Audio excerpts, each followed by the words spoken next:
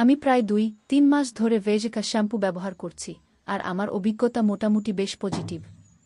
আগে আমার চুল খুব ড্রাই আর একটু ড্যামেজ টাইপ ছিল, বিশেষ করে বাইরে ধুলাবালি আর রোদে থাকার কারণে চুল অনেক রাফ হয়ে যেত। সেই কারণে আমি একটা এমন শ্যাম্পু খুঁজছিলাম যেটা চুলকে সফট করবে, কিন্তু খুব বেশি কেমিক্যালি লাগবে না। সেই সময় ভেজিকা ট্রাই করি। প্রথমেই যেটা ভালো লেগেছে সেটা হলো এর হার্বাল ফিল আর গন্ধ।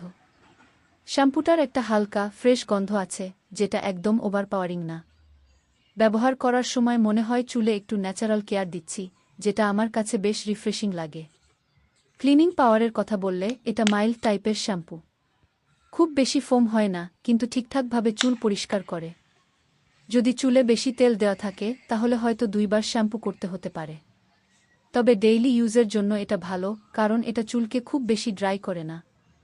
সবচেয়ে বড় পরিবর্তন যেটা আমি লক্ষ্য করেছি সেটা হলো চুলের সফটনেস। আগের তুলনায় চুল এখন অনেক মসৃণ আর ম্যানেজেবল লাগে। আগের মতো জট পাকায় না, আর চুল আঁচড়ানোও সহজ হয়ে গেছে। ফ্রিজিনেসও কিছুটা কমেছে, বিশেষ করে নিয়মিত ব্যবহার করলে ভালো রেজাল্ট পাওয়া যায়। তবে কিছু ছোটখাটো দিক আছে যেগুলো আমার মনে হয়েছে, যেমন যাদের স্ক্যাল্প খুব অয়েলি তাদের জন্য এটা একটু কম স্ট্রং লাগতে পারে, কারণ এটা খুব হার্ড ক্লিনজার না।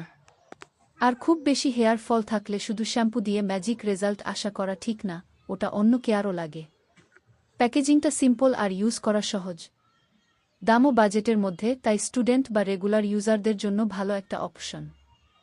সব মিলিয়ে যদি আপনি একটা মাইল্ড, হার্বাল ফিলের, ডেইলি ইউজের শ্যাম্পু খুঁজে থাকেন, তাহলে ভেজিকা শ্যাম্পু ভালো একটা চয়েস হতে পারে।